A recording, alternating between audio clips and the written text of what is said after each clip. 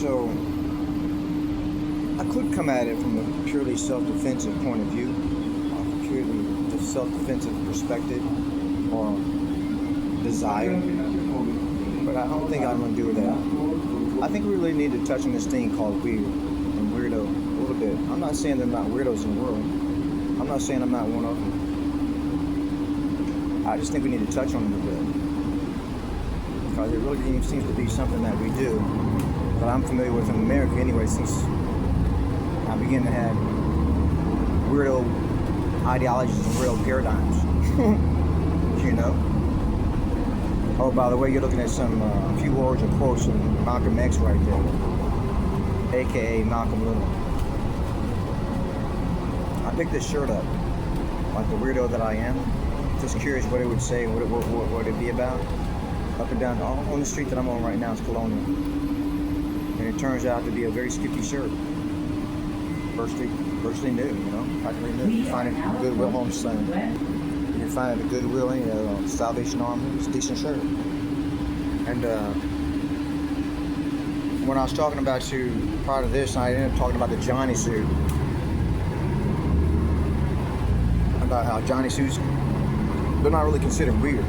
Ironically enough, if you have a Johnny suit on, you get a lot of, I don't know, acceptance from the people. A lot more so than not having one on. That's kind of how it goes out here.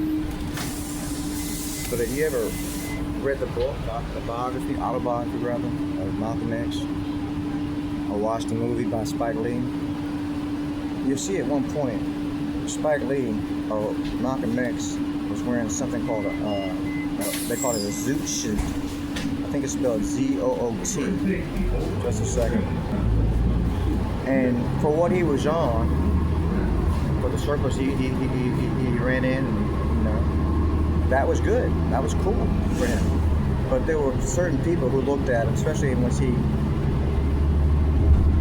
Did he ever travel from a smaller country, a city or whatever, or state, and then went to New York or something like that? Didn't you do that? What was going on with that? I'm about to look back and research that again. But at some point, he was wearing that zoot suit, and somebody was like, "Man, you're like an eyesore. You know, that's a joke. You're like a clown." And he was like, "What? I look good in this suit." He was like, "Really?" He didn't thought he looked good, and he didn't even like it. So he switched up to these suits right here. See that? So in Malcolm X's opinion, did he look any better now? Because that's like even to this day, I mean, it's a little dated, I guess the 60s. That's like the quintessential, in a lot of ways, Johnny suit. I'm pretty sure he had the best of the best for what he was doing and what he was on. Because he wanted to look a certain way and present himself in a certain way. Does that make a point about weirdos and stuff like that? It probably doesn't. So let me refer you back to this bag right here that I had in another picture, another video, and we'll leave it at that. We'll flip the shirt around, you can see why I like it so much. And that's Skip. We are now approaching Power to the people.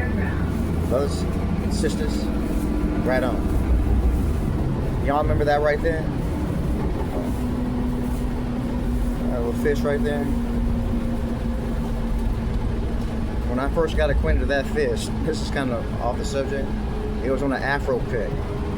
And right underneath the fish, right over in this area right here, before the pick came down like that and had the little forks on it, they had a peace sign, a big old peace sign right about this little area right there, and come down as an Afro pick.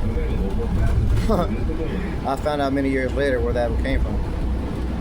Power to the people. I put it in my Afro at the time. Sported like that. So what's weird, hair or no hair, because I don't have hair any longer. It fell out.